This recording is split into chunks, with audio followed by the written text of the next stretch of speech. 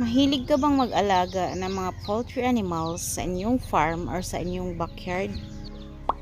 Kagaya ng pabo, manok, itik, bingala, selkis, at napadami nyo na ito ng sobra-sobra gaya ng sa amin? Pero hindi nyo ba naisip mag-alaga ng gansa? Napakaraming dahilan para mag-alaga ng gansa. Pero meron ako ditong top 3 reasons kung bakit kailangan mo nang mag-alaga ng gansa pagkatapos mo mapanood ang video na ito. Pero bago natin umpisahan ang video na ito, alam nyo ba na 11.2% lamang sa aking mga viewers ang nakasubscribe sa aming channel at 88.8% ng mga ito ay hindi nakasubscribe? Kaya kung ikaw ay bago sa aming channel at nanonood ngayon, pwede naman ang pindutin ang subscribe button na nasa tabi at i-click na rin yung notification bell para maging updated ka sa aming mga videos.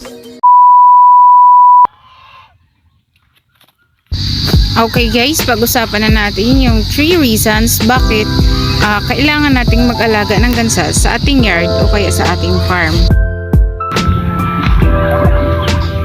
Number 1, alarm bells. Pwede ka nilang i-notify pailam sa iyo na merong kakaiba o merong dumating sa inyong lugar, sa inyong farm o sa iyong yard.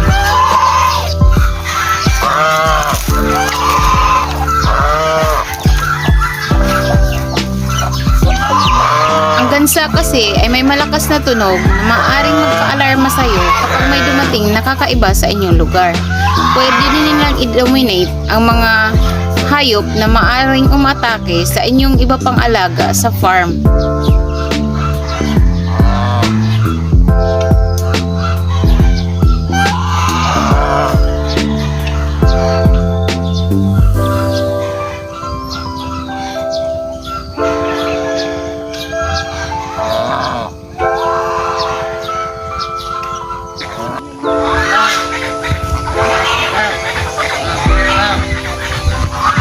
Panoorin ang video na to kung saan may dumating na ibang tao at bisita dito sa aming lugar.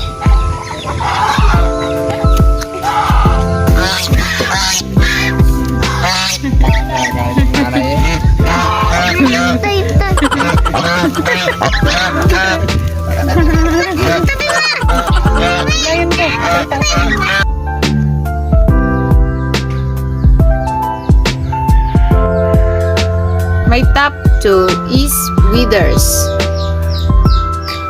Ang mga gansa kasi ay mga vegetarian, kaya mas mahilig silang kumain ng damo sa aming range kaysa manghingi sila ng patuka.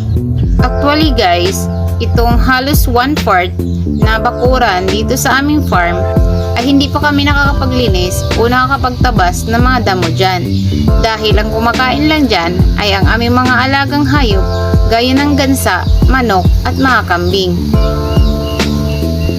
Kaya kapag nag-aalaga ka ng gansa, hindi lang ito matipid sa pagkain, kung hindi nakakatulong din ito para maging malinis ang inyong bakuran.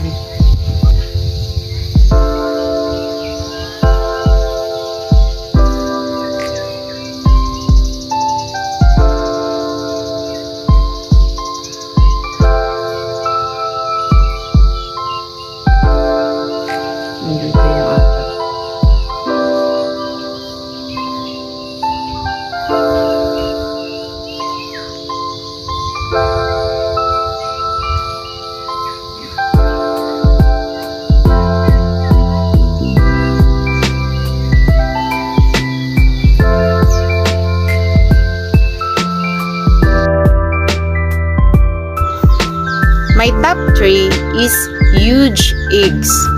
Dahil yung unang beses talaga guys na nakapagpaitlog kami ng gansa ay namangha kami sa sobrang laki ng itlog nito. Kung nalalakihan na kayo sa itlog ng pabo, pues mas malaki pa ang itlog ng gansa. Malamang ang dahilan nito ay ang pagiging malaki nito. Dahil ang isang matured na gansa ay tumitimbang ng 7 to 10 kilos. Kaya naman, hindi nakakapagtaka na sa sobrang laki nito ang isang itlog ng gansa ay katumbas ng 3 itlog ng manok.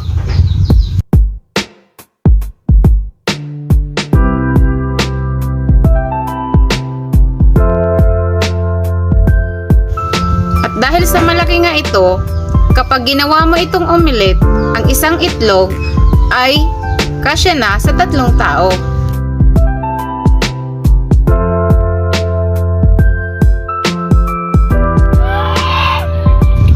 Kumusta naman po ang inyong panonood? May kinalaman sa pag-aalaga ng gansa. Sana po ay may natutunan kayo sa 3 top 3 reasons na shinare ko sa inyo.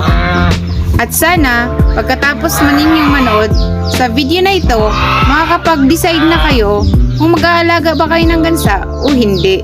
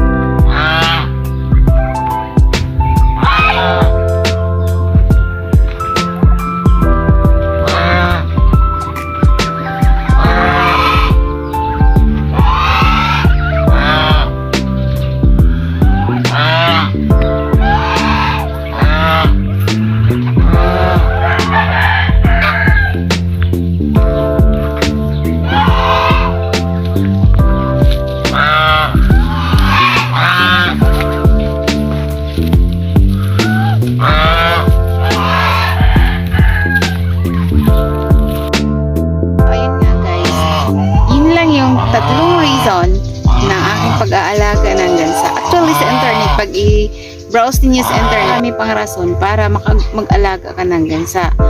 Pero yung top 3 reasons ay yun yung aking sinishare sa inyo. So, sana pagkatapos ninyo mapanood ang video na to, makapag-decide na kayo kung mag-aalaga ba kayo ng gansa o hindi. But I'm sure gustuhin nyo na talagang mag-alaga ng gansa. So, that's all guys. Pero kung bago kayo sa aming channel, ma-appreciate ko po ng husto kung i-click nyo yung aming subscribe button at saka yung notification bell para maging updated kayo sa mga nakakapagturong mga videos may kinalaman sa farming. So, that's all guys. Bye!